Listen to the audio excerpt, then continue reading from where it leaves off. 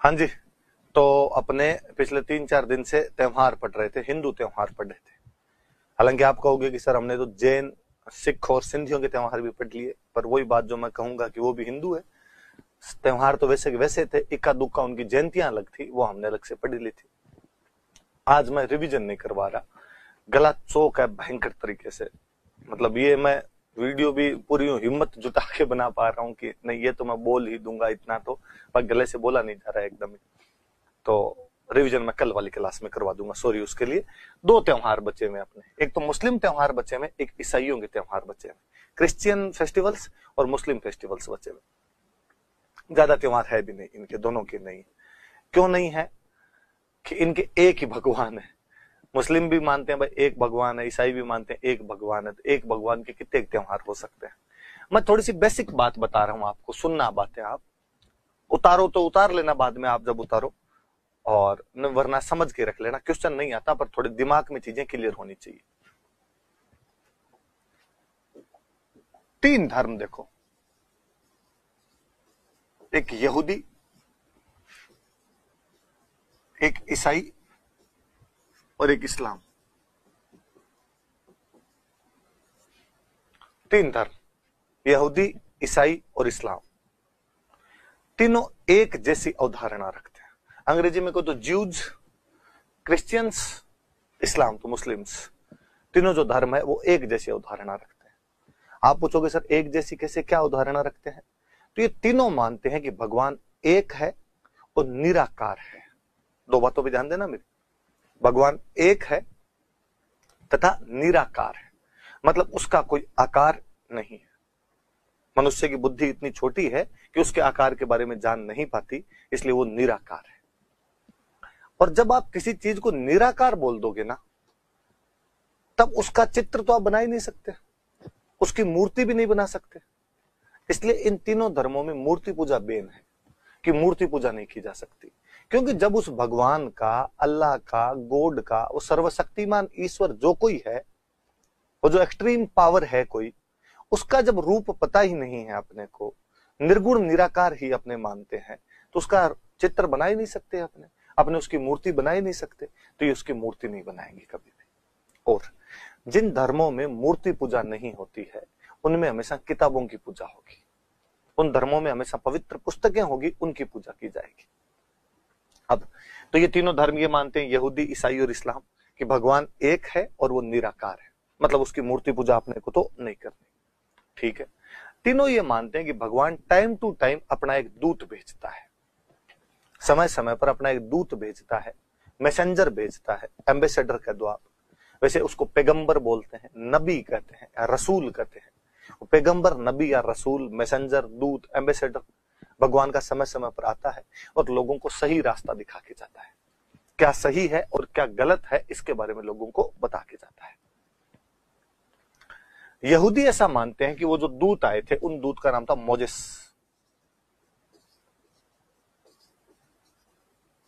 वो जो पहले दूत आए थे, उन दूत का नाम मोजेस था।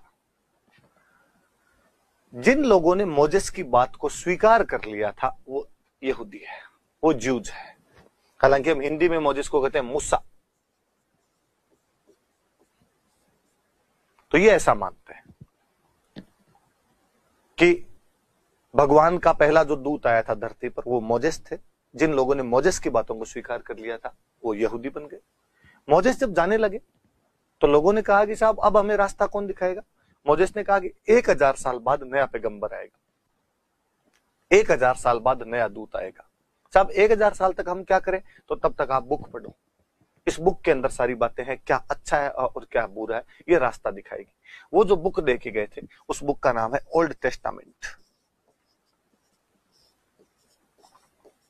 एक पवित्र पुस्तक होती है, होली बुक है, उस बुक का नाम ओल्ड टेस्टामेंट है।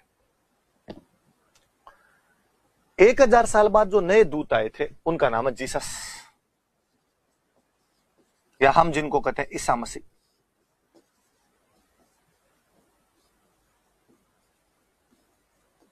ईसा मसीह जीसस आए और इन्होंने आके कहा कि मैं नया दूत हूं आपका, मेरी बात मानिए। जिन लोगों ने उनकी बात स्वीकार कर ली, वो तो बन गए ईसाई। हालांकि कई लोगों ने उनकी बात स्वीकार नहीं की थी, और कहते हैं यहूदियों ने बाद में उनका मर्डर ही कर दिया था, मार ही दिया था, पकड़ के सूली पे लटका दिया था उनको। पर ज्यादातर कई लोगों ने उनकी बातें स्वीकार की, वो ईसाई बन गए। ये जाते जाते फिर एक बुक देखे गए, उस बुक का नाम है बाइबल।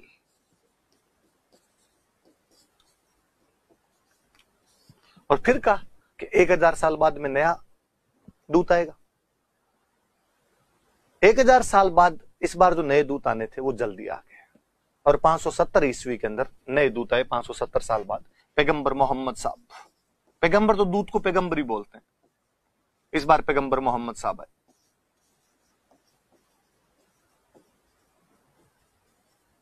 और पैगंबर मोहम्मद साहब ने आके कहा कि मैं आपका नया दूत हूं। जिन लोगों ने उनकी बात को स्वीकार कर लिया वो इस्लाम में चले गए, मुस्लिम बन गए। पैगंबर मोहम्मद साहब फिर एक बुक देके गए, जिस बुक का नाम है कुरान।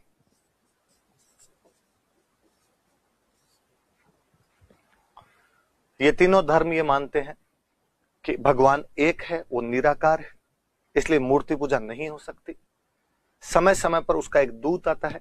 यहूदियों के अनुसार वो दूत मोजेस है और पवित्र पुस्तक ओल्ड टेस्टामेंट है। ईसाइयों के अनुसार वो दूत ईसा मसीह है, वो पवित्र पुस्तक बाइबिल है। मुसलमानों के अनुसार वो दूत पैगंबर मोहम्मद साहब है और पवित्र पुस्तक कुरान है। इसलिए कुरान, बाइबिल और ओल्ड टेस्टामेंट एक जैसी किताब है, कहीं कोई अंतर नहीं है। देश काल परिस्थितियों के अनुसार जो थोड़े बहुत चेंज आ सकते थे, नाम वगैरह चेंज हो सकते थे, थोड़ी बहुत कहानियों में बदलाव हो सकता था, वो ही बदलाव है। बाकी तीनों एक जैसी थ्योरी पर काम करते हैं। इवन तीनों का पवित्र स्थान एक है, यरूशलेम। तीनों अपना पवित्र स्थान यरूशलेम को मानते हैं। तो ये तीनों धर्म एक जैसे हैं एकदम। हिंदू धर्म ठीक इनके उल्टा है। ये तीनों ये भी मानते हैं कि एक पवित्र दिन होता है, सप्ताह में एक पवित्र दिन होता है। यहूदी कहते हैं वो पवित्र दिन है शनिवार, इसलिए मंदिर शनिवार को जाओ। ईसाई कहते हैं वो दिन आता है रविवार। मुस्लिम कहते हैं वो दिन आता है जुम्मा, शुक्रवार। एक भगवान, मूर्ति पूजा नहीं, एक दूत, एक पवित्र पुस्तक, एक पवित्र दिन। हिंदू ठीक इनके उल्टे हैं। हिंदुओं ने एक भगवान वाली थ्योरी में तो वैसे विश्वास नहीं किया और बहुदेववाद को स्वीकार किया। ये सब एकेश्वरवादी धर्म है, मोनोथीज्म को मानने वाले हैं। हिंदू बहुदेववादी है, पॉलीथीज्म को मानते हैं।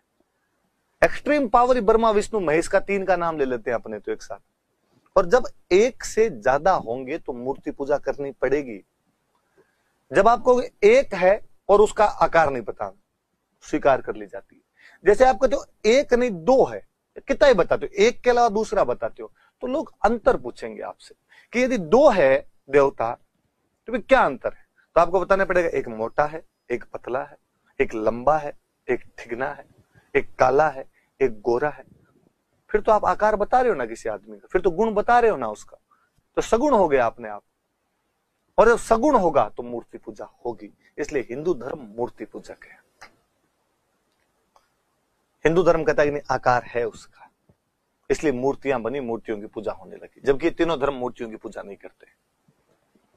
ये कहते हैं भगवान खुद कभी धरती पर नहीं आता, समय समय पर अपना दूत भेजता है। हिंदुओं ने कहा अच्छा ऐसा कैसे नहीं आएगा, भगवान आना पड़ेगा साहब। जब जब धर्म की हानि होगी, अधर्म बढ़ेगा, पुण्य कम होंगे, पाप बढ़ जाएंगे, ईश्वर को अवतार लेना पड़ेगा। हिंदू धर्म अवतारवाद में विश्वास रखता है और कहा कि भगवान विष्णु अवतार लेंगे। 9 बार अवतार ले चुके हैं अब तक। मत्स्य अवतार से लेके भगवान बुद्ध तक 9 अवतार तो उनके हो चुके हैं। और हम कहते हैं उनका 10वां अवतार अभी आना बाकी है, कल की अवतार अभी आना बाकी है।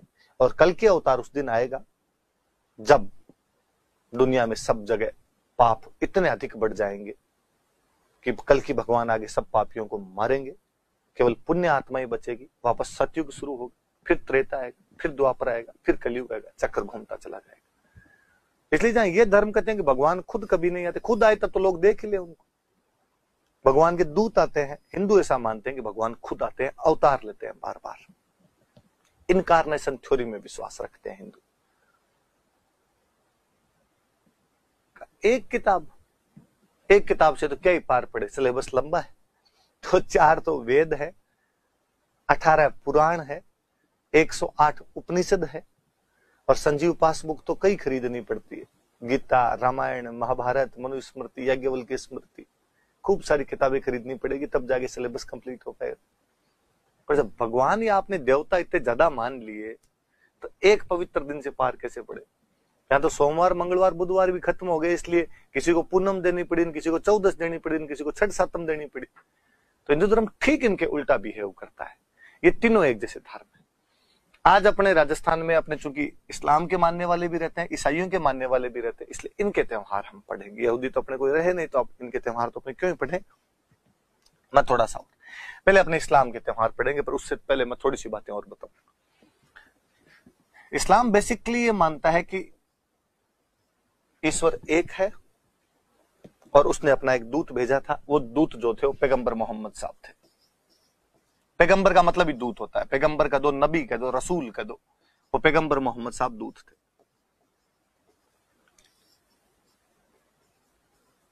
570 ईस्वी में पैगंबर मोहम्मद साहब का जन्म हुआ था। और जब उन्होंने कहा कि मैं पैगंबर हूं, 40 वर्ष की आयु के अंदर उन्होंने कहा कि मैं भगवान हूं, भगवान का दूत हूं, सॉरी, मैं पैगंबर हूं, मैं नबी हूं, रसूल हूं। तो कई लोगों ने स्वीकार नहीं किया उनकी बात को, जैसे पहले ईसा मसीह और मोजेस की बातों को भी लोगों ने स्वीकार नहीं किया था। जिन्होंने स्वीकार किया वो मुसलमान बन गए, इस्लाम स्वीकार कर लिया उन्होंने। लोगों ने कहा 1000 साल बाद आता है दूत, तो आप इतने जल्दी कैसे आ गए? उनका इस बार पाप बढ़ गए तो मैं जल्दी आ गया, और मैं अंतिम हूं, मेरे बाद कोई पैगंबर नहीं आएगा। इसलिए इस्लाम ऐसा मानता है कि मोहम्मद साहब अंतिम पैगंबर थे, उनके बाद में कोई भी पैगंबर नहीं आ सकता। मोहम्मद साहब मुसलमानों के राजनीतिक प्रमुख भी थे और धार्मिक प्रमुख भी थे। वो उनके रिलीजियस हेड भी थे और उनके पॉलिटिकल हेड भी थे।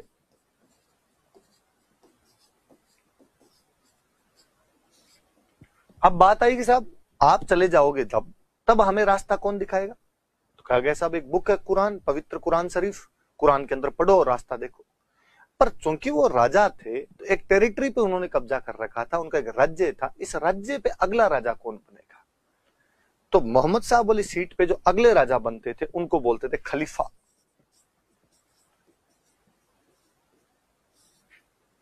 उनको क्या बोलते थे? खलीफा। अब बात आई कि साहब मोहम्मद साहब की मृत्यु के बाद अगला खलीफा कौन बने? दो प्रकार की थ्योरी सामने आई। वे लोग जो ये मानते थे कि जो योग्य आदमी है वो खलीफा बन जाए। कुछ लोगों का ये मानना था कि साहब योग्यता देखो, जो सबसे योग्य है उसको खलीफा मान लिया जाए। कुछ लोगों ने कहा साहब योग्यता किस बात की, ब्लड रिलेशन नाम की भी कुछ चीज होती है। राजा का उत्तराधिकारी राजा के ब्लड रिलेटिव होना चाहिए। मोहम्मद साहब का जो ब्लड रिलेटिव उसको बना दो। जो लोग योग्यता वालों को बनाना चाहते थे उनका मानना था कि अबू बकर, मोहम्मद साहब के अंकल हुआ करते थे, इनको अगला खलीफा बनाया जाए। जिन लोगों का यह मानना था कि ब्लड रिलेटिव को बनाया जाए, उनका यह मानना था कि इनके दामाद थे अली, अली को अगला खलीफा बनाया जाए। यहां से इस्लाम में दो धाराएं बनती है। जो अबू बकर को मानने वाले थे ये सुन्नी मुसलमान हुए, जो अली को मानने वाले थे वो शिया मुस्लिम हुए। लेकिन पहले खलीफा अबू बकर बने, अबू बकर के बाद में खलीफा बने उमर, उमर के बाद में खलीफा बने उस्मान। ये तीनों इसी खेमे से बने, इस साइड से बने जो योग्यता वाले को मानते थे। चौथे खलीफा अली बनते हैं। उसके बाद जल्दी जल्दी डेथ होती है इनकी, 10-15 साल में 4 खलीफा आ जाते हैं मोहम्मद साहब की मृत्यु के बाद। चौथे खलीफा अली बने। अली बने तो शिया और सुन्नी के बीच में उसके बाद संघर्ष शुरू हो जाता है। इसकी हम आगे बातें पढ़ेंगे, तो मैं यहां पर मैंने ये थोड़ा सा क्लियर करना आपको जरूरी समझा। ये शुरुआत वाले जो 4 खलीफा, इनको पवित्र खलीफा माना जाता है। और खलीफाओं के पास में जो साम्राज्य हुआ करता था उसी साम्राज्य को बोलते थे खिलाफत। उसे खिलाफत कहा करते थे, खिलाफत साम्राज्य। हम आगे पढ़ेंगे कि 1919-20 के अंदर अपने गांधी जी के नेतृत्व में भारत में खिलाफत आंदोलन चला था। तब मैं वापस आपको खलीफा का नाम याद दिलाऊंगा। उस दिन आपके दिमाग में आना चाहिए कि हाँ सर ने वो खलीफा की जो बातें बताई थी एग्जैक्टली वही है। तो ये थोड़ी सी बातें आपने याद रखना। अब आपने पढ़ते हैं, देखो और थोड़ी बातें मैं बताऊं। पैगंबर मोहम्मद साहब जो थे,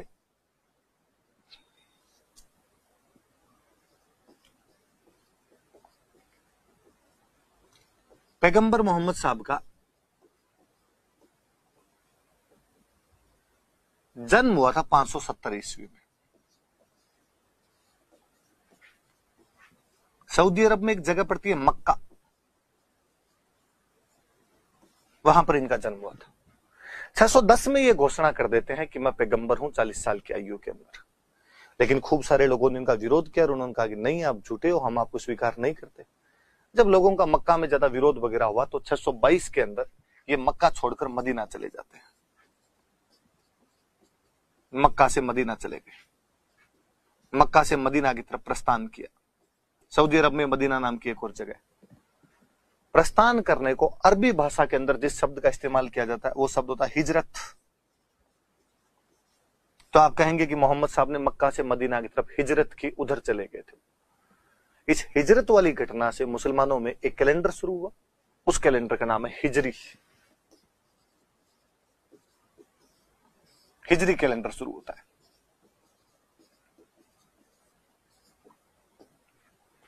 हिजरी कैलेंडर शुरू हो जाता है किस दिन से? तो 622 ईस्वी से, जब मक्का से मदीना की तरफ गए थे। और बाद में 632 में मदीना के अंदर ही उनकी मृत्यु हो जाती है। 570 में मक्का में जन्म हुआ था, 622 में मक्का से मदीना की तरफ हिजरत की थी, जिस दिन से कैलेंडर शुरू हुआ जिसको हम हिजरी कैलेंडर कहते हैं। 632 में मदीना में उनकी मृत्यु हुई थी। ये जो हिजरी कैलेंडर है ये विक्रमी कैलेंडर की तरह चंद्रमा आधारित कैलेंडर है। चंद्रमा आधारित कैलेंडर होता है, लेकिन इसमें अधिक मास नहीं होता।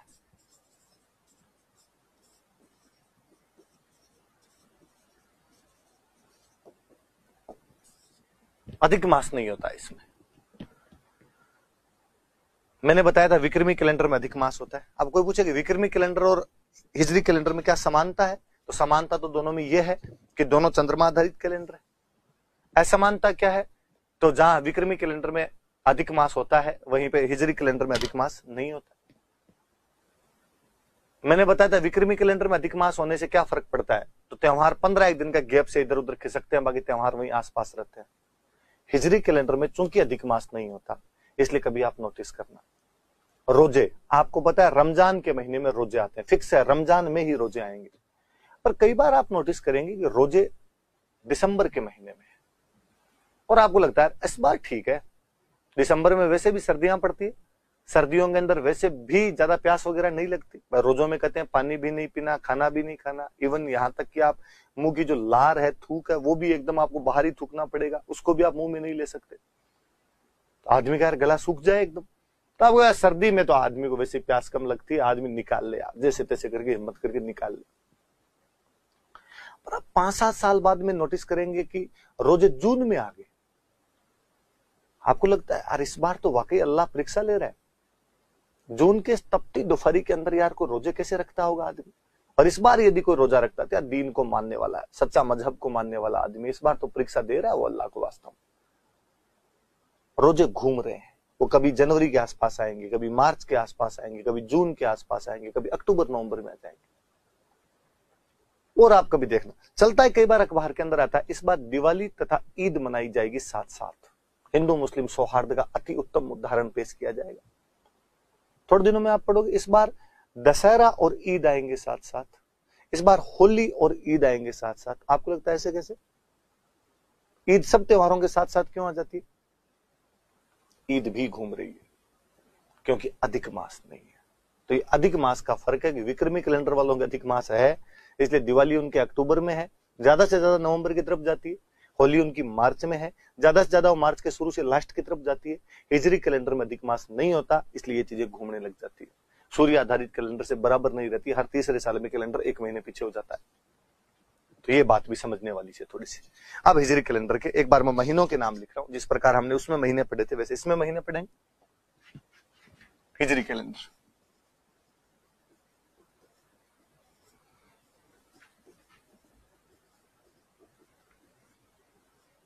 महीनों के नाम, मुहर्रम, सफर, रबी उल अव्वल,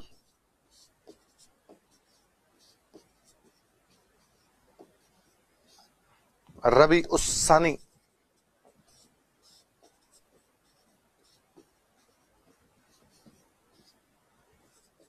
जमात उल अव्वल,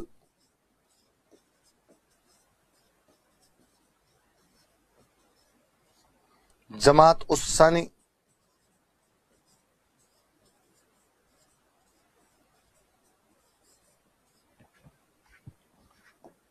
सुरक्षित हो गए। रज्जब, साबान, रमजान, सव्वाल, जिलकाद और जिलहिज।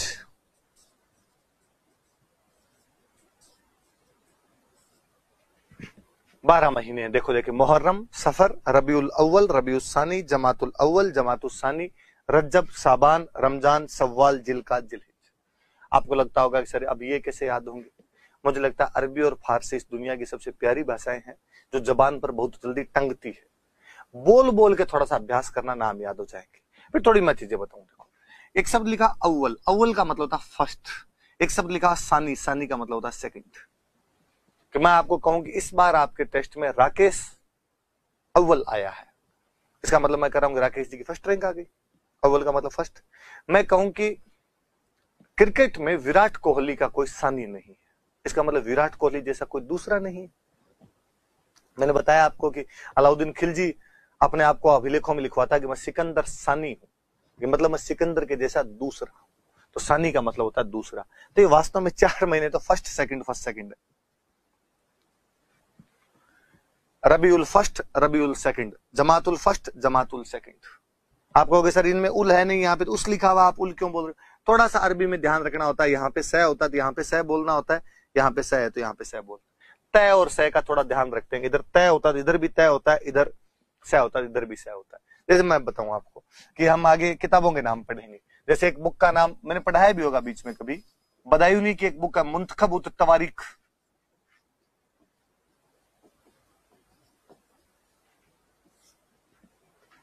इधर तय तो इधर तय, मुंतखब उत तवारीख। हम बंदे का नाम पढ़ेंगे, मिनहास उस सिराज। इधर से तो इधर से हम और कौन सा बताऊं, मेरे कौन सी कोई बुक याद आए जिसमें ऐसा हो? याद नहीं आ रही। 2 उदाहरण तो मेरे याद आए, कोई और मेरे याद आएगा तो मैं और बता दूंगा।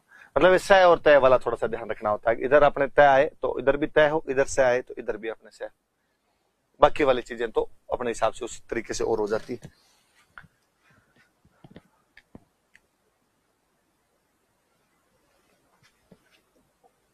ये थोड़े से तो ये फर्स्ट सेकंड आप याद रख लेना थोड़ी सी। तो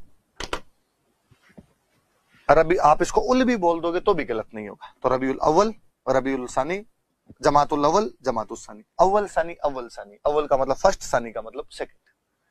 तो रबीउल अव्वल, रबीउल सानी, जमातुल अव्वल, जमातुल सानी। 4 महीने तो वैसे याद हो जाएंगे आपके। बोल के देखना थोड़े से।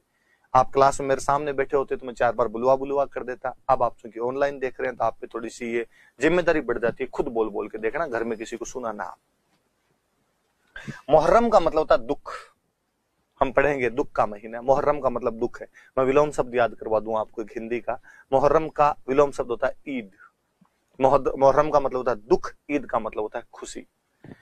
कभी अपने यूं बोलते हैं कि इस खबर को सुनने के बाद उनके घर में मुहर्रम का सा माहौल था, मतलब दुख का माहौल आ गया था। इसका मतलब वो दुख का समाचार सुना। मैं कहूं कि उसने जब अपने आरएस में सिलेक्शन का समाचार सुना तो मानो उनके घर में ईद आ गई हो, खुशी का माहौल बन गया था अपने आप। तो मुहर्रम का विलोम होता है ईद। तो ये पहला महीना तो दुख वाला महीना, वैसे याद रह जाएगा। दूसरे वाले का सफर, जैसे एग्जैक्टली सिफर है। सिफर, सिफर का मतलब होता है शून्य। दूसरे महीने में कोई कामकाज हुए नहीं, शून्य रहा वो महीना। तो पहले में दुख है, दूसरे में सिफर है। 6 महीने तो हो गए। दुख वाला महीना मुहर्रम, दूसरा वाला सिफर, फिर आपके रबीउल अव्वल, रबीउल सानी, जमातुल अव्वल, जमातुल सानी। ये 4 वाले महीने वैसे याद हो जाएंगे। देखो ये आरएस है, मेरे नाम से याद कर लेना आप, राजवीर सिंह है। रज्जब, साबान, रमजान, सव्वाल। कौन कौन से महीने हुए? रज्जब, साबान, रमजान और सव्वाल। रैस है, रिपीट हो रहा है। रज्जब, साबान, रमजान, सव्वाल। रमजान तो आपका सुना हुआ ही होता है, थोड़ा सा ज्यादा याद करने की आवश्यकता नहीं है। मुसलमान हज करने के लिए जाते हैं, मक्का मदीना की यात्रा करते हैं, इसको हज की यात्रा करते हैं। देख लो लास्ट वाले महीने का नाम है जिलहिज। मैं कहता हूं आप इसको जिल हिज मत पढ़िए, आप इसको जिल हज ही पढ़ लीजिए भले, एक ही महीना याद करना आपको ले देगी जिलकाद। एक बार आप बोल के देखना, थोड़े से एक दूसरे को सुनाना। एक किसको सुनाओगे तो घर में जो भी है आपके साथ में कोई, तो उनको सुनाना आप, ताकि आपको याद हो जाए। हालांकि कोई तैयारी करने वाला नहीं होगा तो वो आपको कहेगा कि मैं ये नाम क्यों याद करूं, पर आप जबरदस्ती पकड़ पकड़ के सुना देना भाई, और तो क्या इलाज किया जा सकता है। तो ये थोड़े से आप महीनों के नाम याद करना, बस महीनों के नाम याद करने, बाकी महीने 12 है, त्योहार 13 है, कुछ ही नहीं है इनमें तो। आगे चलो आगे पढ़ते हैं।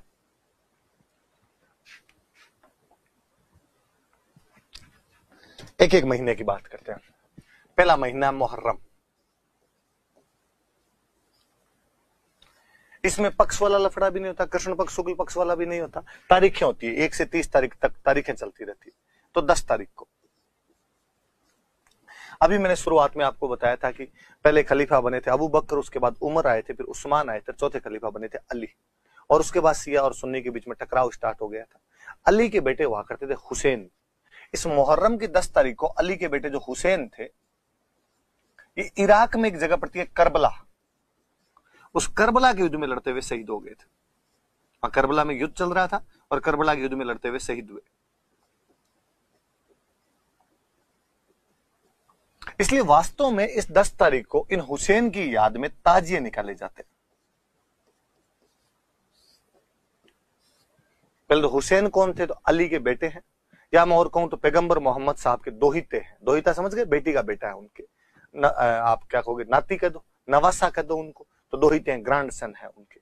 10 मुहर्रम की 10 तारीख को करबला, जो कि इराक में एक जगह पड़ती है, उस करबला के युद्ध में लड़ते हुए शहीद हो गए थे। इसलिए इनकी याद में ताजिए निकलते हैं। आप पूछो सर ताजिया क्या होता है?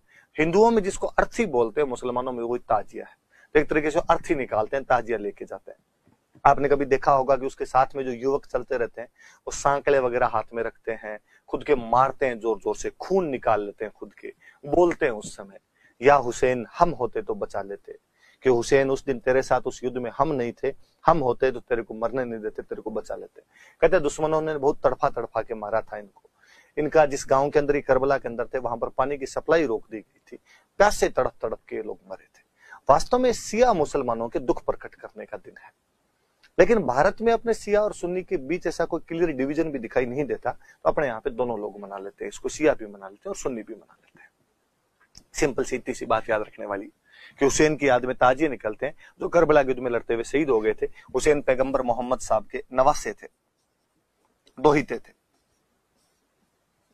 ऐसा कब किया जाता था? ऐसा मुहर्रम की 10 तारीख को किया जाता। दुख का ही महीना आई। फिर एक और इसी एक तो यह आता है मुहर्रम, फिर इसी महीने की 27 तारीख को अपने डूंगरपुर में एक जगह पड़ती है गलियाकोट। गलियाकोट नाम की जगह। गलियाकोट कहां पड़ता है, तो थोड़ा ध्यान रहे आपके कि गलियाकोट डूंगरपुर में पड़ता है। इस गलियाकोट में एक संत हुए थे, सैयद फखरुद्दीन, सूफी संत हुए थे। उन सैयद फखरुद्दीन का उर्स लगता है। हिंदुओं में जिसको आप मेला बोलते हो, मुस्लिमों में उसी को उर्स कहते हैं। लोग मिलते हैं, लोग इकट्ठे होते हैं, तो वो मेला हो गया, उर्स हो गया। तो गलियाकोट में मुहर्रम की 27 तारीख को सैयद फखरुद्दीन का उर्स लगता है, क्योंकि सैयद फखरुद्दीन की मजार बनी हुई है, या वहां पे दरगाह बनी। एक ही बात होता है, मजार कर दो, दरगाह कर दो। लोग उस मजार पे जाते हैं, दरगाह पे जाते हैं। किसकी दरगाह? तो सैयद फखरुद्दीन की। ये सैयद फखरुद्दीन जो है, ये शिया मुसलमानों की एक और ब्रांच होती है, दाऊदी बोहरा। उन दाऊदी बोहराओं के मुख्य संत थे। तो ये गलियाकोट जो है दाऊदी बोहरा संप्रदाय का मुख्य स्थान है। दाऊदी बोहरा संप्रदाय के मुख्य संत थे। 3 बातें याद रखनी है कि मुहर्रम की कौन सी तारीख को, तो 27 तारीख को। कहां पर? तो गलियाकोट डूंगरपुर में। किसका उर्स लगता है? तो सैयद फखरुद्दीन का उर्स लगता है। सैयद फखरुद्दीन कौन से संप्रदाय के थे? तो दाऊदी बोहरा संप्रदाय के थे। आपको कोई पूछ ले दाऊदी बोहरा संप्रदाय के मुख्य संत कौन थे? सैयद फखरुद्दीन। मुख्य स्थान कौन सा उनका? गलियाकोट। उर्स कब लगता है? तो मुहर्रम की 27 तारीख को लगता है। दाऊदी बोहरा बिजनेस करने वाली एक कम्युनिटी, बहुत पैसे वाली कम्युनिटी। कहते हैं कि दाऊदी बोहरों के पास में इतने पैसे होते हैं कि कभी मुगल बादशाह अकबर इनसे उधार लिया करता था। वीरजी बोहरा, अब्दुल बोहरा, गफूर बोहरा, गुजरात के बोहरा व्यापारी थे जो अकबर को उधार दिया करते थे। देख लो कितने पैसे वाले रहे होंगे। और गुजराती रहे हैं। गुजरात अपने डूंगरपुर के टच में पड़ता है, तो इधर डूंगरपुर में इनका मुख्य केंद्र बन गया गलियाकोट। थोड़े बहुत मध्य प्रदेश साइड के अंदर रहते हैं। और यदि किसी को याद हो तो 2018 के आसपास में मोदी जी इंदौर में एक मस्जिद के अंदर गए थे। अखबारों की बड़ी हेडलाइन बनी कि मोदी जी ने मस्जिद गए, तो मस्जिद दाऊदी बोहरा संप्रदाय वालों की मस्जिद थी। व्यापार करने वाली कम्युनिटी है, सीधे साधे लोग, एकदम सरकारों की सहायता करते हैं, सरकारों को खूब सारे पैसे देते हैं, तो अपने आप ही सरकार जाएगी भाई उनकी मस्जिद के अंदर। तो मुहर्रम की 10 तारीख को हुसैन, जो कि पैगंबर मोहम्मद साहब के दोहिते थे, करबला के युद्ध में लड़ते हुए शहीद हो गए थे, उनकी याद में ताजिए निकलते। मुहर्रम की 27 तारीख को गलियाकोट, जो कि डूंगरपुर में एक जगह, सैयद फखरुद्दीन का उर्स लगता है, जो कि दाऊदी बोहरा संप्रदाय का मुख्य स्थान है। अगला महीना है सफर। हिंदुओं में किसी व्यक्ति की डेथ हो जाती है तो 12 दिन बाद उसका मृत्यु भोज करते हैं, 12 दिन बाद में किया जाता है। मुसलमानों में यदि किसी की डेथ होती है तो 40 दिन तक उसका शोक रखा जाता है। यहां 12 दिन बाद शोक टूट जाता है, वहां 40 दिन बाद शोक टूटता है। हुसैन की मृत्यु हुई मुहर्रम की 10 तारीख को। 40 दिन निकालो, मुहर्रम के 20 दिन तो बच गए, फिर सफर के 20 दिन और चले, तो सफर की जो 20 तारीख आती है, इसको हुसैन की मृत्यु के 40 दिन पूरे हुए। हुसैन की मृत्यु के 40 दिन पूरे हुए, इसलिए उसको बोलते हैं चेहल्लम। तो याद रहेगी, चेहल्लम कौन से महीने में आता है? तो यह सफर की 20 तारीख को आता है। क्या था? तो हुसैन की मृत्यु के 40 दिन कंप्लीट हुए। 40 दिन के बाद हुसैन की मृत्यु के 40 दिन बाद आता है, उनके 40 दिन कंप्लीट हुए थे। 40 है मतलब एक तरीके का चेहल्लम है। तो अपने जो 12वां होता है वो उनके 40 मान लो, चेहल्लम बोलते हैं इसको। बस एक ही चीज, और कुछ नहीं। मैंने बताया था कि भगवान बुद्ध का जन्म वैशाख पूर्णिमा है, भगवान बुद्ध की मृत्यु भी वैशाख पूर्णिमा है, एग्जैक्टली वही। अगला महीना होता है रबीउल अव्वल। अभी जब मैं महीनों के नाम याद करवा रहा था तो मैंने बताया था आपको, रबीउल अव्वल महीना। इस रबीउल अव्वल की 12 तारीख को पैगंबर मोहम्मद साहब का जन्म है। इसकी 12 तारीख को पैगंबर मोहम्मद साहब की मृत्यु है। जन्म वाले दिन को बोलते हैं ईद मिलादुल नबी। मैंने बताया ईद का मतलब खुशी है, ईद मिलादुल नबी बोलते हैं। नबी का मतलब दूत, पैगंबर, रसूल, नबी के मिलने की खुशी। तो ईद मिलादुल नबी मतलब पैगंबर मोहम्मद साहब का जन्म है।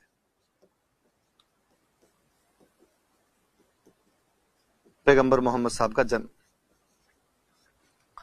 570 में रबीउल अव्वल की 12 तारीख को पैगंबर मोहम्मद साहब का जन्म हुआ था, जिसको हम ईद मिलादुल नबी के रूप में मनाते हैं। 632 के अंदर इसी रबीउल अव्वल की 12 तारीख को उनकी मृत्यु हुई थी, उसको बोलते हैं 12 वफात। ये आपके पैगंबर मोहम्मद साहब की मृत्यु का दिन है। अपने ज्यादा अच्छे शब्दों में बोले तो निर्वाण दिवस है उनका। छुट्टी होती है स्कूलों में, आप कहेंगे 12 वफात की छुट्टी हुई, ज्यादातर उसको 12 वफात नाम से ही बोलते हैं। फिर भी आप अखबार में किसी ना किसी रूप में उस दिन पढ़ेंगे कि लिखा हुआ आएगा कि दिल्ली की जामा मस्जिद के इमाम ने कहा कि समस्त भारतवासियों को ईद मिलादुल नबी की शुभकामनाएं दी जाती। तो उस दिन ईद मिलादुल नबी भी होती है, उस दिन 12 वफात भी होती है। एक ही त्योहार रबीउल अव्वल की 12 तारीख याद रखने। पैगंबर मोहम्मद साहब का जन्म भी वही है, पैगंबर मोहम्मद साहब की मृत्यु भी वही है। आगे 2 महीने, एक महीना आपके रबीउल सानी,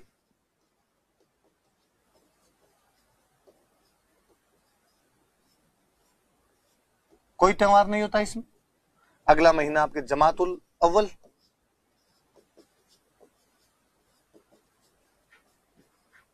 इसमें भी कोई त्योहार नहीं होता। आप यूं मान लो हिंदुओं के मिंग सरपो है, जिस प्रकार हिंदुओं के मिंग सरपो में त्योहार नहीं है, इनके भी इन महीनों में कोई त्योहार नहीं है। तो अगला महीना कौन सा है? जमातुस सानी।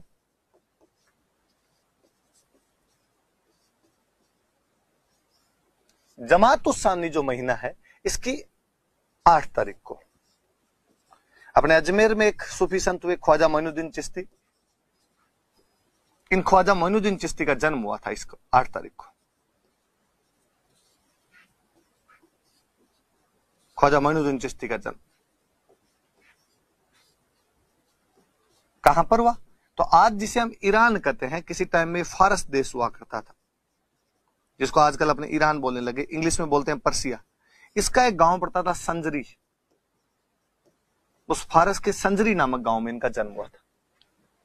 तो 8 जमात उस सानी की 8 तारीख को ख्वाजा मोइनुद्दीन चिश्ती का जन्म हुआ था फारस के संजरी गांव के अंदर। अपने जब पृथ्वीराज चौहान भारत का सम्राट हुआ करता था, पृथ्वीराज चौहान के शासनकाल में भारत आ गए थे।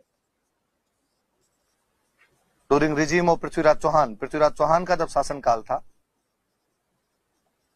उसमें भारत आ गए थे। उसके शासनकाल में भारत आए और अजमेर को अपना मुख्य केंद्र बनाया। थोड़े दिन दिल्ली रहे थे, उसके बाद अजमेर को अपना मुख्य केंद्र बना लिया था। इसलिए बाद में दरगाह वगैरह भी इनकी कहां पर बनी हुई? अजमेर में। इनका उर्स वगैरह भी कहां पर लगता है? तो आप कहेंगे सर अजमेर में लगता है। अजमेर में मुख्य केंद्र बना लिया था ख्वाजा मोइनुद्दीन चिश्ती। आप कहेंगे सर इनके नाम क्या है, चिश्ती क्यों लगता है? तो आप मिडिवल में और पढ़ेंगे कि चिश्ती संप्रदाय से बिलोंग करते थे। पर संप्रदाय का नाम भी चिश्ती क्यों था? क्योंकि अफगानिस्तान में एक गांव का नाम है चिश्ती, वहां के रहने वाले अबू अब्दाल नामक व्यक्ति ने इस संप्रदाय की स्थापना की थी, इसलिए संप्रदाय का नाम चिश्ती पड़ा। और इस चिश्ती संप्रदाय के एक संत हुए ख्वाजा मोइनुद्दीन, जो कि पृथ्वीराज चौहान के शासनकाल के दौरान भारत आ गए थे, अजमेर को अपना मुख्य निवास बनाया था। उन ख्वाजा मोइनुद्दीन चिश्ती गरीब नवाज परवरदिगार का जो जन्म है वो जमात उस सानी की 8 तारीख को फारस के संजरी नामक गांव में हुआ था। बस इतनी बात याद रखें। अगला महीना जो अगला महीना कौन सा? रज्जब। कहते हैं ख्वाजा मोइनुद्दीन चिश्ती साहब जब अपने अजमेर रहा करते थे तो रज्जब की 1 तारीख को उन्होंने अपने सेवकों को कहा, उनके आगे जो सेवक थे, सेवकों के लिए एक शब्द इस्तेमाल किया जाता है खादिम। तो फिर बताऊं आपको, सेवा, सेवा को अरबी भाषा में बोलते हैं, सेवा करने वाला कौन होगा? सेवक। सेवा को आप अरबी भाषा में कहोगे तो सेवा को बोलते हैं खिदमत। तो सेवा करने वाला सेवक जो होगा वो हो जाएगा खादिम।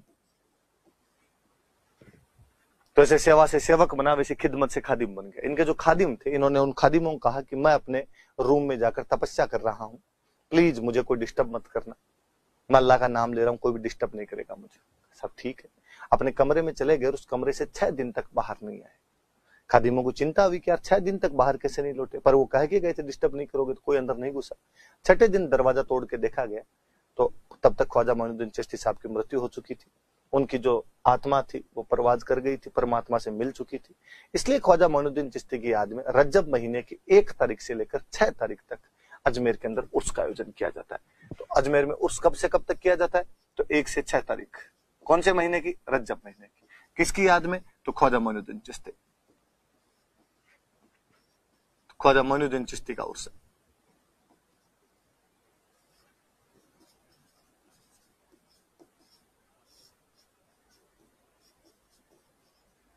कहां पे है? तो अजमेर।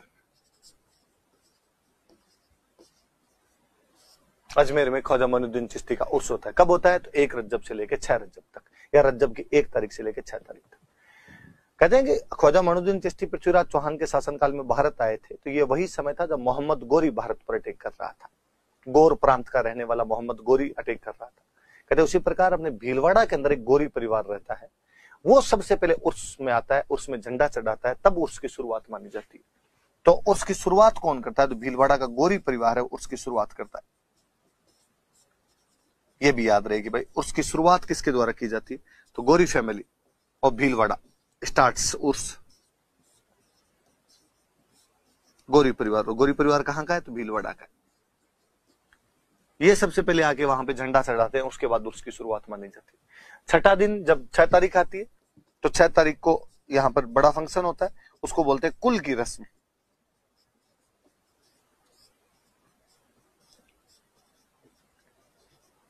कुल की रस्म बोलते हैं। और 9 तारीख को एक और इसी दरगाह के अंदर ही इसी से संबंधित एक चीज, वैसे 6 तारीख को उर्स खत्म हो जाता है, पर 9 तारीख को और अंदर कोई एक रस्म होती है, उसको बोलते हैं बड़े कुल की रस्म। तो 6 तारीख को कुल की रस्म और 9 तारीख को बड़े कुल की रस्म। ये बातें सारी याद रखना। 1 तारीख से 6 तारीख तक रज्जब महीने के अंदर ख्वाजा मोइनुद्दीन चिश्ती का अजमेर में उर्स का आयोजन किया जाता है, जो कि भीलवाड़ा के गोरी परिवार द्वारा उसकी शुरुआत की जाती है। 6 तारीख को दरगाह में कुल की रस्म निभाई जाती है, जायरीन आते हैं, गुलाब जल छिड़का जाता है, चादरें चढ़ाते हैं वहां पर, और 9 तारीख को वहां पर बड़े कुल की रस्म अदा की जाती है। ये इससे संबंधित टोटल बात याद रखना। रज्जब महीने में एक त्योहार और आता है। ये तो सारी उर्स की बातें थी, मैं रज्जब की बात कर रहा हूं। रज्जब की जो 27 तारीख है, इसको आता है शब मेराज।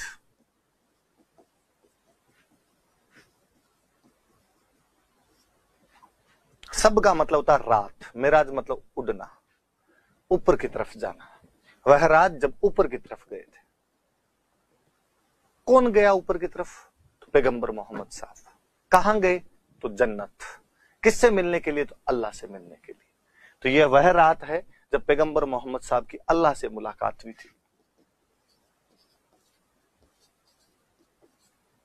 पैगंबर मोहम्मद साहब की अल्लाह से मुलाकात हुई थी। अल्लाह से मिलके आए थे वो उस दिन।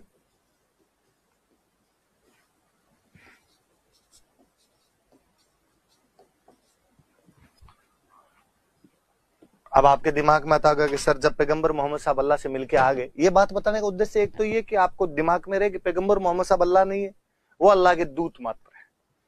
तो वो जब अल्लाह से मिलके आ गए फिर उन्होंने तो आगे जनता को बता दिया होगा कि अल्लाह कैसे है। फिर अल्लाह का रूप कैसे नहीं जानते हम, उनके आकार के बारे में कैसे नहीं जानते। एग्जैक्टली जब वो मिलके आए तो लोगों ने यही सवाल पूछा, आप मिलके आ गए तो आप बता दो हमें अल्लाह कैसे हैं, कैसे दिखाई देते हैं। और पैगंबर मोहम्मद साहब ने कहा कि नहीं, मैं भी अल्लाह के चेहरे को देख नहीं पाया, क्योंकि अल्लाह के चेहरे पर इतना नूर है, इतना तेज है, इतना प्रकाश, लाइट, आभा मंडल इतना प्रकाशित हो रहा है कि साधारण मनुष्य उनकी तरफ देख ही नहीं सकता है। इसलिए उनके चेहरे को मैं भी नहीं देख पाया, इसलिए अल्लाह का चेहरा तो मुझे नहीं पता, पर मैंने जन्नत में बाकी क्या क्या चीजें देखी वो मैं आपको बतला देता हूँ। तो जन्नत की बाकी जो सारी बातें जो कुरान शरीफ में या हदीसों में जो भी लिखी गई है, तो कहते पैगंबर मोहम्मद साहब की इसी यात्रा के आधार पर लिखी गई है। उन्होंने अपने शिष्यों को बताई थी, शिष्यों ने उसको लिखा होगा बाद में। तो सबे मेराज वह रात्रि है, सब का मतलब रात्रि होता है जिस रात्रि वो अल्लाह से मुलाकात करके आए थे। हालांकि जन्नत वाली बातों पर तो गालिब गाँव शेर याद आता है, हमें भी मालूम है जन्नत की हकीकत, पर दिल को खुश रखने के लिए ख्याल अच्छा है गालिब कि जन्नत में सारी अच्छी अच्छी बातें बताई हुई कि सब वो भी अच्छा, वो भी अच्छा, वो भी अच्छा। गालिब कहता है सब पता है पर जीव राजी करने में तो क्या ही बुरा जाता है। हिंदू कहते हैं स्वर्ग से अच्छा कुछ ही नहीं है अपने आप में, उधर मुस्लिम कह देते हैं जन्नत से अच्छा कुछ ही नहीं। तो 27 तारीख को सब मेराज होती है, थोड़ा सा ये याद रहे बस। इसके बाद महीना आता है साबान। साबान की जो 14 तारीख होती है, इस 14 तारीख को फिर एक सब होती है, सबे बरात।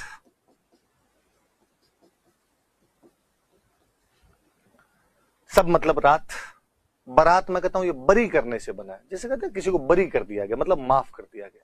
वह रात्रि जब मुस्लिम अपने बुरे कर्मों के लिए अल्लाह से माफी मांगते हैं, वो सबे बरात है। इस रात्रि को आप मस्जिद में जाओ, मस्जिद में जाकर अल्लाह से माफी मांग लो कि या अल्लाह अब तक जो गलतियां की उनके लिए माफी अता फरमा, आगे से हम गलतियां नहीं करेंगे। ये एग्जैक्टली जैनों का मिच्छामी दुक्कड़म है, जो हम कहते हैं कि संवत्सरी और पड़वा ढोक है, हिंदुओं का कुंभ के मेले का स्नान है, जब हम पुराने पापों के लिए माफी मांग लेते हैं। तो मुस्लिमों की माफी मांगने का दिन ये है, तो बुरे कर्मों के लिए माफी मांगी जाती है।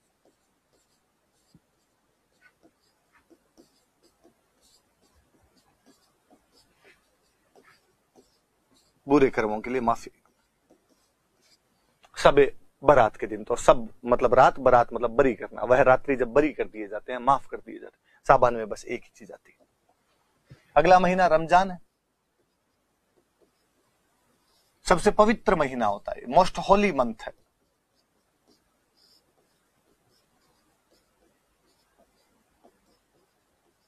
रोजे रखे जाते हैं, यही वो महीना अभी इसमें शुरुआत में बता ही रहा था। हिंदुओं में जिनको व्रत कहते हो आप, जैनों में जिनको आप 10 लक्षण पर्व बोल रहे थे, मुसलमानों में जिनको आप रोजे कहते हो, लगातार 30 दिन तक रोजे रखे जाते हैं। हालांकि चीजें हर चीजों से जुड़ी रहती है। कई बार तो मुझे लगता है पश्चिमी राजस्थान में व्रत ज्यादा रखते हैं या मुसलमानों ने रोजा ज्यादा रखे। कारण ये था कि पश्चिमी राजस्थान में भी खाने के दाने थे नहीं, अरब के मरुस्थल में भी अनाज कम हुआ करता था, तो अनाज बचाने के लिए तरीके अपनाए गए होंगे, यार थोड़ा तो अनाज कम खाया जाए। फिर आजकल तो मेडिकल साइंस भी कहती है कि यार डेली डेली खाना इतना नहीं खाना चाहिए, थोड़े थोड़े दिन में गैप लेता रहना चाहिए, ताकि आहार नली को, आपके पाचन तंत्र को कहीं ना कहीं थोड़ा विश्राम मिलता रहे। वरना ठूस ठूस के खाते हो तो बेचारी आहार नली, आपका पाचन तंत्र चित्कार करता रहता है अंदर से कि यार कभी तो रेस्ट लेने दो रे। इस वजह से इन्होंने किया होगा। हालांकि एक बात और कही जाती है कि पैगंबर मोहम्मद साहब ये चाहते थे कि दुनिया के अंदर कोई भी आदमी भूखा ना रहे, सब लोगों के पास में खाना हो, समानता आधारित समाज हो, समाजवाद आए। कोई भरपेट से भी ज्यादा खाता है, किसी के पास में ज्यादा पड़ा, और कोई आदमी रात को भूखा सोता है, ऐसा नहीं होना चाहिए। और उन्होंने सब माना कि कई बार ऐसा होता है कि आप चूंकि भरपेट खाना खाते हैं, आपके पास में खाने की कोई कमी नहीं है, और अचानक एक दिन आपके पास में एक भूखा आदमी आता है, और भूखा आदमी आके आपको कहता है कि यार खाना खिला दो, मैं भूख मर रहा हूं बहुत भयंकर, सुबह से कुछ भी नहीं मिला है, और आप दूध कार के भगा देते हो, भाग यहां से, मैं किस बात का खाना खिला दूं? क्योंकि आपको भूख का एहसास नहीं है, आप नहीं जानते कि भूख कितनी बुरी होती है, इसलिए आप उसको खाना खिलाने लायक भी नहीं समझते। तो पैगंबर मोहम्मद साहब ने कहा कि प्रत्येक मुसलमान को रमजान के महीने में रोजे रखने चाहिए, क्योंकि जब प्रत्येक मुसलमान रमजान के महीने में 1 महीने तक भूखा रहेगा तो उसे भूख का एहसास होगा, और वह समझेगा कि भूख बहुत बुरी होती है। और अगली बार जब कभी उसके पास खाना होगा और कोई दूसरा भूखा आदमी आके उसको कहेगा खाना खिला दो, तो उसे याद आएगा कि यार मैं जब रोजे रख रहा था तो कितना मुश्किल होती थी, तो इस आदमी को भी भूख में उसी प्रकार सहन करना पड़ता होगा और वह आदमी उसको खाना खिलाने के लिए प्रेरित होगा। इसी से जुड़ा हुआ एक कंसेप्ट उन्होंने और दिया कि किसी आदमी को मांगना ही क्यों पड़े, किसी आदमी को भूख मरना ही क्यों पड़े, उसके लिए पहले से इंतजाम होना चाहिए। इसलिए कहा गया कि हे मुसलमानों, वे लोग जिन पर किसी भी प्रकार का कर्जा ना हो, वे अपनी इनकम का 1/5 भाग अर्थात 20% प्रति वर्ष दान दे। उस दान को जकात कहा जाता है, जकात दिया जाना चाहिए। इस्लाम की जो 5 मूल शिक्षाएं हैं उनमें 2 मूल शिक्षा ये है, 5 मूल शिक्षाएं दी थी। एक तो उन्होंने कहा था कि अल्लाह एक है और पैगंबर उसका, मोहम्मद साहब उसके पैगंबर है, इस बात को मानना पड़ेगा आपको। ला इलाहा इल्लल्लाह मोहम्मद रसूल अल्लाह, कि अल्लाह एक है और पैगंबर जो है वो उसके रसूल है, उसके नबी हैं, उसके दूत हैं। एक तो ये बात मान, प्रत्येक मुसलमान दिन में 5 बार नमाज पढ़े, प्रत्येक मुसलमान जीवन में 1 बार हज यात्रा करे, मतलब मक्का मदीना जाए, प्रत्येक मुसलमान रमजान के महीने में रोजे रखे। वे व्यक्ति जिन पे किसी प्रकार का कर्जा नहीं हो अपनी इनकम का 1/5 भाग प्रति वर्ष दान दे, ताकि उस दान दिए हुए धन से उन लोगों के लिए खाने की व्यवस्था की जा सके, उन लोगों की सहायता की जा सके जिनके पास में पैसे नहीं है, ताकि एक समानता आधारित समाज बनाया जा सके। तो रोजों का कंसेप्ट लेके आएंगे, वो पूरे महीने में रोजे रखे जाते हैं। पवित्र महीना रमजान, इसलिए इसी महीने की 27 तारीख को सबसे पवित्र किताब धरती पर आई थी और उस 27 तारीख को बोलते हैं सबे कद्र,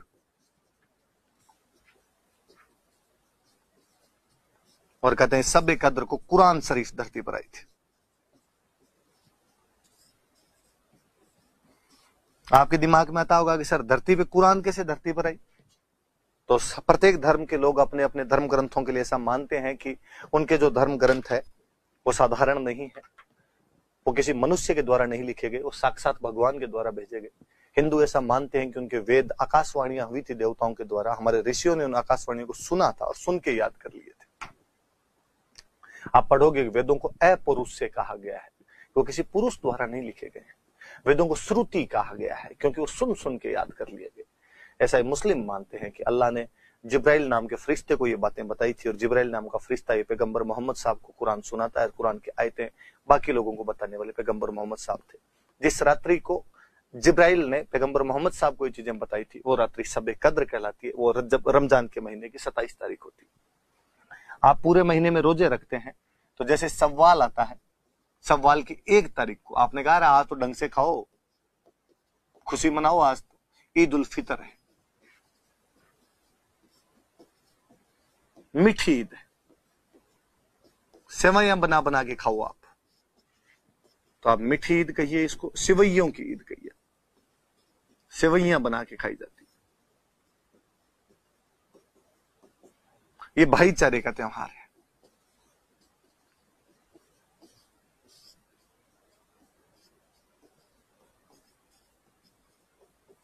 फेस्टिवल ऑफ ब्रदरहुड है, ये भाईचारे का त्योहार। वापस मैं उसी बात पर आना चाहूंगा कि जिन्होंने कहा कि 10 दिन तक जब आप व्रत रखेंगे तो आत्मचिंतन करेंगे और उसको पता चलेगा आपको कि आपने किन किन के खिलाफ गलतियां की, आप उनसे माफी मांग लेंगे, मिच्छामी दुक्कड़म आएगा। एक्जैक्टली ऐसा इसके अंदर है कि जब 30 दिन तक आप रोजे रखेंगे तो आप आत्मचिंतन करेंगे, तो आत्मचिंतन के बाद आपको मालूम होगा किन के खिलाफ गलतियां की, जब उनसे माफी मांग लेंगे तो भाईचारा बढ़ेगा। ये तो फेस्टिवल ऑफ ब्रदरहुड है, ये मीठी ईद है, ईद उल फितर है। ईद का मतलब मैंने बताया था खुशी। ये सव्वाल के महीने की 1 तारीख को आ जाती। अगला महीना है जिलकाद, जिलकाद में वापस कोई त्योहार नहीं। अगला महीना है जिलहिज, नाम से ही पता चलता है हज, अंतिम महीना है। इस महीने में हज यात्रा की जाती है। मुस्लिम्स ट्रेवल फॉर हज इन दिस मंथ। कहां जाते हैं हज यात्रा करने के लिए? सऊदी अरब के 2 शहर है, मक्का और मदीना, वहां की यात्रा करते हैं।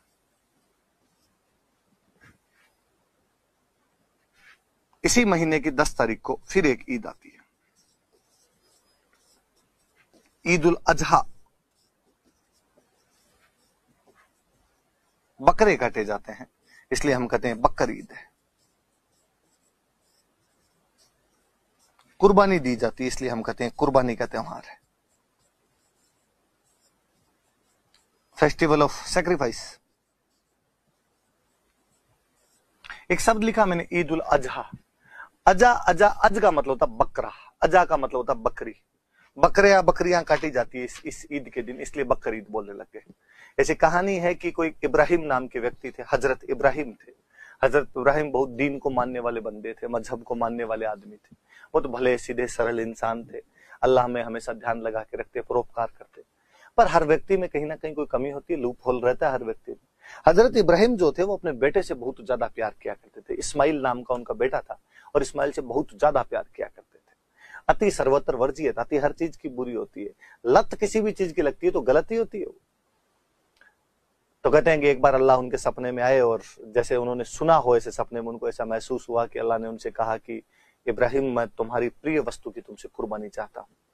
अगले दिन उन्होंने गांव वालों को बुलाया और कहा कि अल्लाह ने मुझे सपने में आकर कहा है कि वो मुझसे प्रिय वस्तु की कुर्बानी चाहते हैं, क्योंकि मेरी प्रिय वस्तु मेरा बेटा इस्माइल है तो मैं इस्माइल की कुर्बानी दूंगा। अगले दिन जब वो इस्माइल को बिठा के तलवार दी कि सब काट दो इसको, पिता अपने पुत्र को तो कैसे काट दे। निर्बोध छोटा बच्चा जैसे पिता उसकी तरफ चले, उसका मुस्कुराता हुआ चेहरा देखे इस्माइल इस्माइल देने लग जाए तो कटे नहीं उनसे। तो उन्होंने कहा इसके ऊपर एक सफेद कपड़ा डाल दो, फिर मेरे को उसकी आंखें नहीं दिखेगी, मैं काट दूंगा। सफेद कपड़ा डाला गया, उन्होंने तलवार चलाई, गर्दन उड़ा दी उसकी। लेकिन जब कपड़ा वहां से हटाया गया तो देखा गया कि वहां पर इस्माइल नहीं कटा हुआ था, वहां पर एक भेड़ कटी हुई थी। ओरिजिनल जो मिंडा कटा हुआ था, मिंडा भेड़ का जो पुलिंग होता है, घेटो का दो, मिंडा का दो, भेड़ का जो पति होता है वो कटा हुआ था, वहां पे मिंडा कटा हुआ था, नर भेड़ कटी हुई थी। अल्लाह की वापस ऊपर से आकाशवाणी हुई कि इब्राहिम, मैं वास्तव में तुम्हारा बेटे को नहीं मारना चाहता था, मैं तुम्हें ये एहसास कराना चाहता था कि संसार की किसी भी वस्तु के अंदर इतना लगाव भी नहीं करना चाहिए। हर बुरी आदत की कुर्बानी दे दी जानी चाहिए। इसलिए प्रतीक स्वरूप, सिंबॉलिक रूप में इस दिन बकरी, भेड़, मिंडा या बकरा काटे जाने लगे कि बुरी चीज जो है, बुरी आदत यदि कोई लग गई आपको तो उसकी कुर्बानी दे दो आप। तो प्रतीक स्वरूप बकरी भेड़ की कुर्बानी देने लगे। बीच में अपने राजस्थान के जो एक्टर जो कोरोना काल के अंदर एक्सपायर हो गए, इरफान खान साहब, तो इरफान खान साहब का एक इंटरव्यू खूब यूं हाईलाइट हुआ था कि उन्होंने एक बार इस बकरीद के टाइम में बोल दिया था कि अल्लाह ये फरमाते हैं कि बुरी चीजों की कुर्बानी दी जानी चाहिए। तो वास्तव में तो आदमी इस दिन अपनी बुरी चीजों को छोड़ दे। लाइक मैं यदि झूठ ज्यादा बोलता हूं तो मैं झूठ नहीं बोलने की कुर्बानी दूं। मैं कहूं कि आज के बाद मैं झूठ नहीं बोलूंगा। मैं चोरी करता हूं तो मैं चोरी नहीं करने की कुर्बानी, चोरी करने की कुर्बानी दूं कि मैं आज के बाद चोरी नहीं करूंगा। मैं शराब पीता हूं तो मैं कहूँ आज के बाद मैं शराब नहीं पीऊंगा। जो भी गलत आदतें आपको लगी उनको छोड़ा जाए, उनकी कुर्बानी दी जाए। ये बकरियां और भेड़ें ये नहीं काटी जानी चाहिए अपने आप। पर भारत में हर समाज में, हर धर्म में, हर संप्रदाय के अंदर कट्टरपंथी तत्व रहते हैं, उनका खूब विरोधी हुआ। आपने ऐसे कैसे बोल दिया, क्या बोल दिया। पर मुझे लगता है बंदा बड़ा सॉलिड आदमी था। उसकी डिबेट यदि आप सुनेंगे यूट्यूब पे जाके इरफान खान की डिबेट, तो वो बाकायदा कहते हैं कि मैंने तो बोल दिया और यही सही बात है, अब आपको जो करना हो वो कर लो, कोई फतवे जारी करना हो तो कर दो मेरे खिलाफ भले। तब वो वापस चीजें दिमाग में आती कि यार जो इतना अच्छा इंसान था, और अच्छे इंसानों की अल्लाह को ज्यादा कद्र है, भगवान को ज्यादा जरूरत होती है, अक्सर वो जल्दी उन लोगों को बुला लेता है। यही शायद उन मरहूम इरफान खान साहब के साथ में हुआ होगा। पर बात याद रहे, इस बहाने ये चीजें याद रह जाए आपकी। ये मुस्लिम त्योहार है, इतनी चीजें। ईसाइयों वाले और बता दूं, हालांकि मुझे लगता है ईसाइयों वाले त्योहार मुझे बताने की आवश्यकता नहीं, क्योंकि आप सारे ईसाई हो और आपको ईसाइयों के त्योहार सबको आते हैं। मैं जैसे अभी त्योहार का नाम लिखूंगा और आपको फटाफट आ जाएंगे। मैं कहूं कि क्रिसमस, आप सारे कहोगे अरे सर ये तो मत पढ़ाओ, अब आपका गला खराब है, रहने दो भले आज। और ये 25 दिसंबर को आती है, हम जानते हैं। और सर हमें पता है ये ईसा मसीह का जन्म हुआ था इस दिन, सब बातें जानते हैं, क्या ही पढ़ाओगे आप हमें। ये ईसा मसीह का जन्म इस दिन हुआ था, ये उसका जन्मदिन है, ये उनकी जयंती है। मैं एक चीज और बतानी चाहूंगा आपको कि 2014 में नई नई बीजेपी गवर्नमेंट आई थी और बीजेपी वालों का थोड़ा प्री हिंदुत्व एजेंडा होता ही है कहीं ना कहीं। हर पार्टी का अपना अपना एजेंडा होता है, उनका एक एजेंडा है। और उनको लगता था यार क्रिसमस ठीक हिट होता जा रहा है, ईसाई ठीक हिट होते जा रहे हैं देश के अंदर, और क्रिसमस को बच्चा बच्चा जानता है। जैसे क्रिसमस पास में आता है, स्कूली बच्चे जो थे वो सांता क्लॉज की अवधारणा तैयार करने लग जाते हैं। सांता क्लॉज आएगा रात को, सपनों में रात को उनके जो बिस्तर के नीचे, उनके तकिए के नीचे गिफ्ट रख के जाएगा। मार्केट के अंदर सांता क्लॉज की टोपियां मिलने लग जाती, ड्रेस मिलने लग जाती। उनको लगा यार इस पे कुछ किया जाना चाहिए। तो 2014 में बीजेपी वालों ने एक बार घोषणा की कि हम 25 दिसंबर की जो क्रिसमस की छुट्टी है इसको कैंसिल कर देंगे। स्मृति ईरानी मानव संसाधन मंत्री हुआ करती थी। विपक्ष वालों ने हो हल्ला मचाया कि हमें पता है बीजेपी एंटी माइनॉरिटी पार्टी और अल्पसंख्यकों के त्योहार खत्म करना चाहती है। ईसाइयों का ले दे के तो एक त्योहार है क्रिसमस, वो भी तुम खत्म कर दोगे। फिर बीजेपी वालों ने कहा कि चलो ठीक है, छुट्टी तो कैंसिल नहीं करेंगे हम स्कूलों की, पर इस दिन हम एक निबंध प्रतियोगिता करवाएंगे और हम 25 दिसंबर को सुशासन दिवस के रूप में मनाएंगे। तो 2014 के बाद में बीजेपी इस दिन सुशासन दिवस मनाती है, गुड गवर्नेंस डे। तो कहा भाई ये क्या है, तो कहा ये अटल बिहारी वाजपेयी की जयंती है और अटल बिहारी वाजपेयी का जो शासन था वो सुशासन था, इसलिए हम 25 दिसंबर को सुशासन दिवस के रूप में मनाएंगे। याद रहे, कभी कोई आपको पूछ ले कि सुशासन दिवस या गुड गवर्नेंस डे कब मनाया जाता है, तो गुड गवर्नेंस डे जो है वो 25 दिसंबर को मनाया जाता है, 2014 के बाद मनाया जाता है, ये वाजपेयी की जयंती है। इतना याद रहे। जिस प्रकार मैं अभी आपको 2-3 बार बीच में बोल गया कि पैगंबर मोहम्मद साहब को 40 साल की उम्र में उन्होंने कहा था कि मैं पैगंबर हूं, ऐसे कहते हैं ईसा मसीह ने 4 साल की उम्र में कह दिया था कि मैं पैगंबर हूं। ईसाइयों ने कहा हमारे बड़ा इंटेलिजेंट था और उसको जल्दी पता चल गया था। 4 साल की उम्र में उनको ज्ञान की प्राप्ति हो गई थी। इसलिए जिस दिन उन्होंने ये कहा था कि मैं पैगंबर हूं, मैं अल्लाह का दूत हूं, मैं भगवान का दूत हूं, मैं गॉड का दूत हूं, उस दिन से लोगों ने उनको मानना शुरू कर दिया और जो उनको मानने वाले थे ईसाई बन गए। इसका मतलब ईसाई धर्म की शुरुआत उस दिन से हुई जब उनको ज्ञान की प्राप्ति हो गई थी। कब हुई, तो 4 साल की उम्र में हुई थी। तो मतलब जब वो 4 साल के हुए थे तब से ईसाई धर्म की शुरुआत हो जाती है। और ईसाई ऐसा मानते हैं कि तब से हमारा कैलेंडर शुरू हो गया था, ईस्वी कैलेंडर। तो जनवरी फरवरी वाला कैलेंडर, ये कहते हैं कि इसकी शुरुआत ईसा मसीह के जन्म के 4 साल बाद में हो गई थी। और ये कहते हैं उनके जन्म के 4 साल बाद में जब कैलेंडर की शुरुआत हो गई, उसके बाद वाली जितनी भी तारीखें उनको आप एक वैसे समझाता हूं कि जब उनको 4 साल की उम्र में उनको ज्ञान की प्राप्ति हुई और जब उनको ज्ञान की प्राप्ति हुई उन्होंने कहा यह तारीख 1-1-1 मान ली जाए। इस घटना को जब उनको ज्ञान की प्राप्ति हुई थी, उस घटना को अंग्रेजी में तो कहते हैं इनलाइटनमेंट, हिंदी में कहते हैं प्रबोधन। प्रबोध मतलब जाग गए थे, उनको ज्ञान प्राप्त हो गया था, इनलाइटन हो गए थे वो, तो प्रबोधन आ गया था। तो वो इस दिन को प्रबोधन मानते हैं और कहते हैं इस दिन से हमारा ईसाई धर्म शुरू हो गया था और जिस दिन ईसाई धर्म शुरू हुआ उस दिन से हमारा कैलेंडर शुरू हो गया। उस घटना को इन्होंने 1-1-1 मान लिया और इस घटना के बाद से ईस्वी कैलेंडर शुरू हुआ, इसलिए तारीख होंगे आगे ईस्वी लगेगा। इससे पहले वाली तारीखें होंगी उनके पहले ईस्वी पूर्व लगेगा, ईसा पूर्व लगेगा। इंग्लिश में ये लोग कहते हैं इनके आगे एनो डोमिनी लगाया जाए और इनके आगे बिफोर क्राइस्ट लगाया जाए। इसलिए कोई पूछे कि ईसा मसीह का जन्म कब हुआ था, तो आप कहोगे 4 BC, क्योंकि जब वो 4 साल के हो गए थे तब उनको इनलाइटन हुआ है, तब उनको प्रबोधन हुआ है, उस दिन से कैलेंडर की शुरुआत है। तो कैलेंडर की शुरुआत तो 4 साल होने के बाद में, और कैलेंडर की शुरुआत के बाद एडी लगने लगा, उससे पहले तो BC लगता है। तो 4 BC के अंदर उनका जन्म हुआ था। जैसे वो 33 साल की उम्र में मर गए थे, तो 33 साल की उम्र में मर गए, इसका मतलब कितने ईस्वी के अंदर मरे, तो आपको 29 AD में, 29 AD में उनकी मृत्यु हो गई थी, क्योंकि 29 ही और 4 पीछे वाले। जैसे मैं आज पूछूं आपसे कि अभी 2021 चल रहा है, तो ईसा मसीह को पैदा हुए कितने साल हो गए, तो आपको 2021 तो ये हो गई, ईस्वी आ गई, मतलब 4 साल के बाद में ईस्वी शुरू हुई है। 4 पुराने वाले तो 2025 साल पहले ईसा मसीह का जन्म हुआ था और 2021 उस साल से हो गए जब उनको ज्ञान की प्राप्ति हुई थी, उसको उन्होंने 1-1-1 मान लिया। तो वो घटना इनके लिए नया साल हो गई अपने आप। तो इनका नया साल इसीलिए है क्योंकि इनका ईसाई धर्म उस दिन शुरू हुआ था। तो नववर्ष 1 जनवरी, इस दिन आपके ईसा मसीह को प्रबोधन हुआ था, इनलाइटन हुए थे वो। इस दिन उन्होंने कहा था कि भाई मैं भगवान का दूत हूं, इसलिए इस दिन से ईसाई धर्म की शुरुआत होती।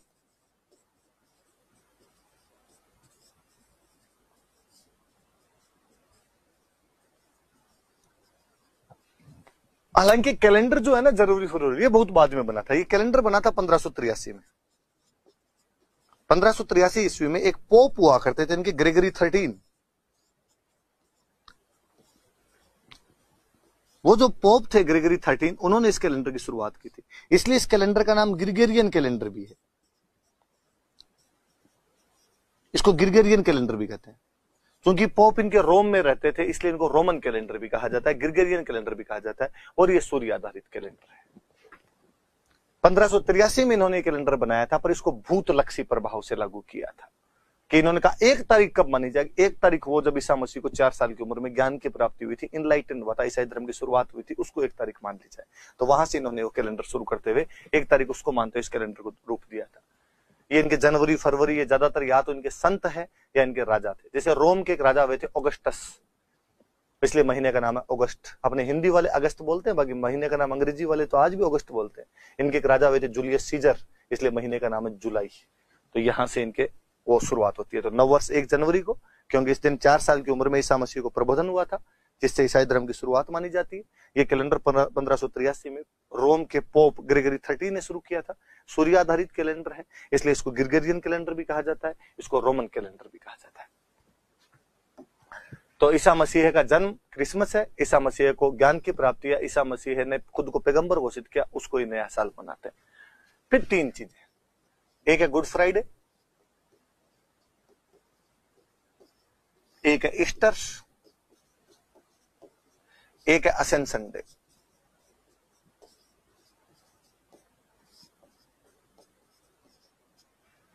तीन चीज, गुड फ्राइडे, ईस्टर और असेंशन डे। ऐसा कहते हैं कि शुक्रवार के दिन ईसा मसीह को सूली पर लटका दिया गया था, क्रूसिफिकेशन हुआ था, क्रॉस पर लटकाया गया था। इसका मतलब शुक्रवार को उनकी मृत्यु हुई थी। उसे गुड फ्राइडे के रूप में मनाया जाता है। शनिवार छोड़ के संडे के दिन ईसा मसीह वापस आ गए थे, चमत्कार दिखाया उन्होंने, अपने शिष्यों को वापस दिखाई दिए थे। लैटिन भाषा में रविवार को कहते हैं ईस्टर। शुक्रवार शनिवार को छोड़ के रविवार को वापस आ गए थे। रविवार को उनका एक तरीके से पुनर्जन्म है, रीबर्थ लेते हैं, वो वापस दिखाई देने लग गए थे। जैसे अपने लोक देवताओं के पर्चे हैं, वैसे ये कहते हैं ईसा मसीह भी हमारे शुक्रवार को डेथ हुई थी पर संडे को वापस आ गया था, इसलिए ईस्टर के दिन वो वापस आ गए थे। 40 दिन तक रहे थे वो, 40 दिन बाद वापस चले गए थे। ईस्टर के 40 दिन बाद जब वो वापस स्वर्ग चले गए थे,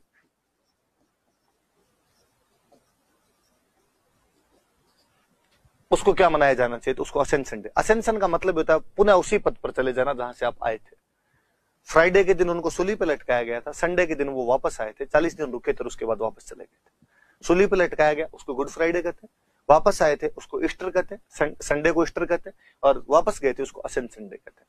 अब आप कहोगे सर कौन सा शुक्रवार, कौन सा रविवार, किसके 40 दिन बाद? इसका निकालने का तरीका और बड़ा जोरदार। ये कहते हैं 22 मार्च के बाद या 22 मार्च से जो भी पहली पूर्णिमा आएगी, फर्स्ट फुल मून आएगा, इसके बाद वाला जो भी संडे आएगा वो ईस्टर है।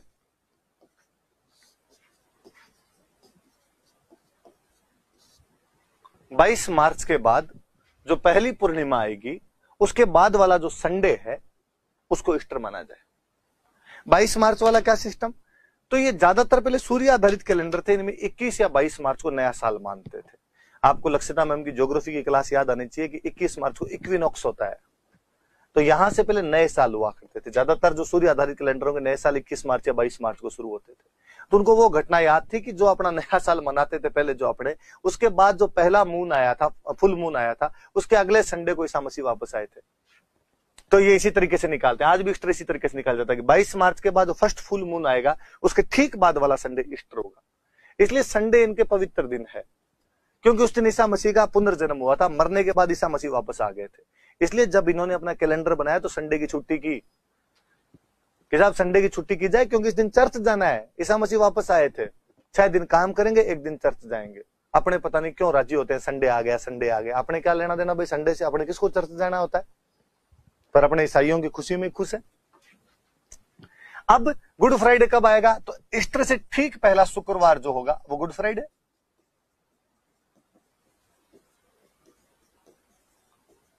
और ईस्टर के 40 दिन बाद जो भी दिन आएगा वो असेंशन डे।